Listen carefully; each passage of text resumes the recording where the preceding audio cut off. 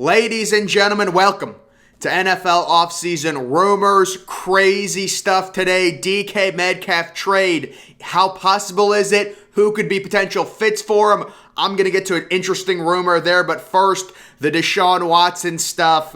We've got Pro Football Talks' Mike Florio believing that Deshaun Watson could land on the commissioner's exempt list, saying here at the bottom, there is a real chance Watson will be suspended at the start of the 2022 regular season. Now, yesterday I had talked about Deshaun Watson, another grand jury possibly, doing something. They declined to indict Deshaun Watson, so both grand juries have now declined. Deshaun Watson is just facing those 22 civil suits now. The issues with the NFL, they could put him on the commissioner's exempt list. We don't want to speculate on anything, but I would imagine some sort of suspension is coming for Watson, which makes the Cleveland Browns quarterback situation very intriguing.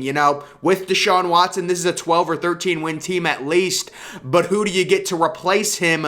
Seems like the bridge has been burned with Baker Mayfield. Baker Mayfield wants out of Cleveland. He wants nothing to do with potentially starting those first few games if Deshaun Watson is put on the exempt list. If he does end up being suspended, the NFL does want to take this situation very seriously, considering their track record with assault cases against women. So I would expect them to come down pretty hard on Watson, depending on what they find, just based off of the court of public opinion. It's like, if they let Watson go without a suspension, people are going to get really, really pissed. So it's like, how long is he going to be suspended? 10 games, 8 games, whatever. It looks like he'll start on the exempt list as they investigate him.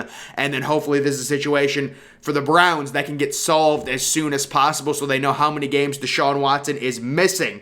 On to some other news. When it comes to DK Metcalf, speaking on a radio show Thursday, the Seahawks GM says there's a sense of shock when you see the salary numbers, where the salary numbers are going, especially at wide receiver. And now, why is this intriguing? DK Metcalf is due a massive contract after next year. It says DK Metcalf is entering the final year of his contract. Could the Seattle Seahawks trade DK Metcalf? What would be some options? Who would they trade him to? Guys, I released a video probably about a month ago, right after, or it wasn't a month ago, it was probably like 3 weeks ago, right after the Seahawks traded Russell Wilson, and I said they need to embrace a one-year tank, trade DK Metcalf for a first and second round pick, trade Tyler Lockett for a second or third round pick, do a one-year tank job, and then draft a quarterback, build that way. It just, like with the Seahawks, Pete Carroll is saying they want to give DK Metcalf an extension. I don't think Pete Carroll has much say in what goes on there. I mean, obviously, Pete Carroll is going to want to contend right now. He's getting up there in age. He's not going to want to go through a rebuild with a young quarterback where you tank for a year, tear everything down, trade DK Metcalf. If I'm a Seahawks fan, there's just two clear roads. Road number one, you keep going. You re-sign DK Metcalf to a long-term extension. You trade for someone like Baker Mayfield, and you try and figure out the quarterback situation in free agency, or maybe even in the draft with pick number 9 this year, where you could bring someone along, although it is a little bit of a weaker quarterback class. Or you trade DK Metcalf for a first and second round pick. I know two teams that would 1000% get into a full-fledged bidding war for DK Metcalf: the Green Bay Packers and the Kansas City Chiefs. Both of those teams have 2 first-round picks. I also think they both have 2 second-round picks as well. So if you're the Seahawks, you have a number of teams. You've got Green Bay desperate for an elite receiver. You've got Kansas City desperate for an elite receiver. We'll get into them signing Marquez Valdes-Scantling in a minute. They signed Marquez Valdes-Scantling to a 3-year, $30 million deal. But if I'm the Seahawks, I'm taking this opportunity to where maybe we can shift our focus, tank for this year, draft a Bryce Young or CJ Stroud. If you're Seattle, you get another first-round pick. Now you've got 2 first-round picks this year, 3 second-round picks this year. The picks are starting to add up. You're going to be getting young assets back, and I would really seriously consider that. I'm not when you look at what the GM is saying, the Seahawks GM is saying, what's happening with a lot of these teams that have massive quarterback contracts is they're having to get rid of their elite wide receivers. We saw it with Amari Cooper and the Dallas Cowboys, where their cap situation is at a point where they've just got to trade Amari Cooper for pennies on the dollar because he's due $20 million. We're seeing this over and over again where if you've got a franchise quarterback, you're not able to pay, Devontae Adams, they would have been able to pay him. That's a different situation with the Packers. He actually wanted to leave, but still, if you're a Packers fan, paying Devontae Adams that much with Aaron Rodgers having a $50 million cap hit is tough. So the GM saying this, these receivers are getting crazy contracts. There could be some trepidation to possibly giving DK Metcalf that massive contract extension that he's going to want and that he deserves. He's an elite receiver in the NFL. Also, another team I'll throw into the mix. This is just for fun. Could you imagine the Miami Dolphins? They traded their first round and second round pick this year. Imagine them trading their 2023 first round pick and their 2023 second round pick for DK Metcalf. You would have the dream wide receiver room of a big physical freak, DK Metcalf on one side. You've got the burner, Tyreek Hill on the other side, and you've got Jalen Waddle, a possession great young slot receiver in the slot. That would be crazy. They're not going to do it because that would just be too many assets you're giving up. And plus, they just paid Tyreek Hill, and DK Metcalf's going to be doing a new contract. But if you're Seattle, you're looking at it, you're going to have to pay him a bunch of money. You're going to have to allocate a bunch of your cap space to paying DK Metcalf when you really don't have an answer to the quarterback situation right now. It is a good position for any quarterback to come in. There's just two roads that Seattle could take. Rebuild for a year, or go the road where you get Baker Mayfield. You try and contend with Baker Mayfield, DK Metcalf, and Tyler Lockett. So, real interesting stuff. The Seahawks GM comes out and says, listen, these receivers are getting crazy contracts. That could lend some credence into them potentially trading DK Metcalf, getting younger, getting cheaper options, younger first and second round pick. And the two obvious situations, both teams have draft capital. It's going to be the Green Bay Packers and the Kansas City Chiefs, and it will be a full-fledged bidding war if DK Metcalf becomes available in a trade as we approach the 2022 NFL Draft. This is all fluid stuff that's happening. Quickly talking about that Marquez Valdes-Scantling deal. It's a 3-year, $30 million contract. Pretty much what we expected Marquez to get. MVS is a burner. He's fast. He should fit in decently with Mahomes. I really don't see him as a fantasy option. But 3 for $30, $10 million per year. There was actually some speculation that he could have gotten about $12 million per year. Personally, I'm not a huge fan of MVS. He has weak hands. They're real shaky, but he is a burner. You can't teach speed.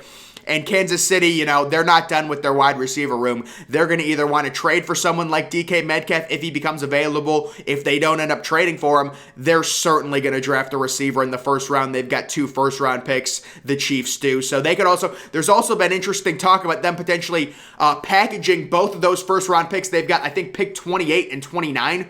Packaging both, or maybe they've got 29 and 30. But the idea of taking both of those first-round picks, using both of them to trade up to like number 14 or 15, and then taking maybe a Drake London if he falls there, maybe a Garrett Wilson or a Chris Olave. So there's also that idea with the Kansas City Chiefs, but just wanted to give everyone an update on that. We have a disturbing report coming out of Chicago, and the Athletics' Kevin Fishbang believes the Bears might have to consider the possibility that Justin Fields isn't the guy if he struggles in 2022. This makes me really depressed, guys, because you see reports like this, and it just seems like the Bears front office, Bears fans, they don't believe in Justin Fields. They don't like Justin Fields. And, I'm a huge believer in Justin Fields. I had Justin Fields as my number 1 QB last year. I had him way ahead of Zach Wilson. I have no clue why Zach Wilson was picked in front of Justin Fields. And it's like, obviously you need wide receiver help. We see these guys go into these situations, the young quarterbacks with just no options, and, signing Byron Pringle, that's not going to get it done, man. Can we at least give Justin Fields a chance here to prove himself? Can we get him a nice young, receiver? They don't have a first-round pick this year. It's just demoralizing when you see young quarterbacks get put in situations like this, and now Justin Fields is in a spot where they're thinking of moving on from him if he has a bad 2022. Please get him some help. The problem with these teams is they just draft these young quarterbacks with just zero indication of giving them any help. And Trevor Lawrence, the Jaguars have signed a bunch of free agents. They signed Christian Kirk. They overpaid for him. The Jets at least tried to trade for Tyreek Hill.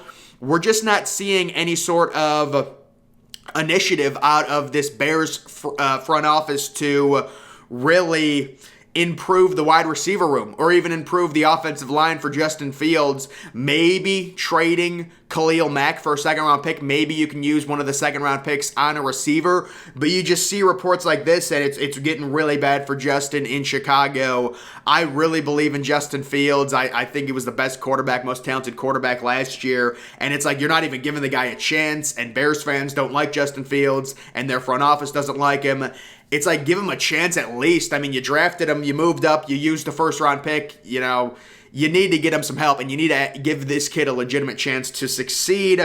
Also, Roger Goodell, we've got a report that there's a league-wide agreement among NFL decision makers that the 2021 standard for taunting penalties should largely remain in place. So a lot of NFL fans were pissed about the taunting penalties that were called in 2021. Seems like a lot of these, decision makers, the rules makers in the NFL really put an emphasis on cleaning up the game in 2021, which a lot of young people don't like. They love when guys do dances, do different things, but they're trying to clean it up, and apparently that will remain the same. So the outcry during the season over all of these taunting penalties that were called will not affect the league's decision-making. They will continue to enforce these pretty heavily in 2022. That's at least what we can expect there. Also, an update on the Panthers quarterback situation. The Panthers general manager said that Sam Darnold is in the lead for the team's starting quarterback job in 2022. So my prediction when it comes to the Panthers and what they're going to do, I strongly believe right now they will be taking Malik Willis, or a quarterback, probably Malik Willis, with the 6th overall pick, and then kind of doing, a battle between Malik Willis and Sam Darnold, and maybe you start Sam Darnold for a few games as Malik Willis gets ready, and then you insert Malik Willis, 3 or 4 games into the regular season. That's what I see Pittsburgh doing as well. Pittsburgh maybe zeroing in on a quarterback, trading up for a quarterback. You've got Mitch Trubisky as your starter for potentially the first 3 or 4 games or whatever, and then you transition to the first-round rookie after that. Sam Darnold is a stopgap. Mitch Trubisky is a stopgap. These guys are not franchise quarterbacks. They're not going to win you a Super Bowl. But when it comes to the idea that Sam Darnold is going to be the starter for Carolina next year, the only way I see him starting next year is if they draft a first-round rookie and he's just not ready, and they want to give him more time, and maybe they'll start him week 3 or week 4 or later down the road. But the only way Sam Darnold would be starting is if they draft someone and then kind of just want to transition once the rookie quarterback is ready. So that was just a recent update I saw on that situation, guys. That's going to do it for this video. Make sure you're following me on Twitter. Link to that's always in the description. I'm, of course, the Depressed Ginger. Thank you for watching.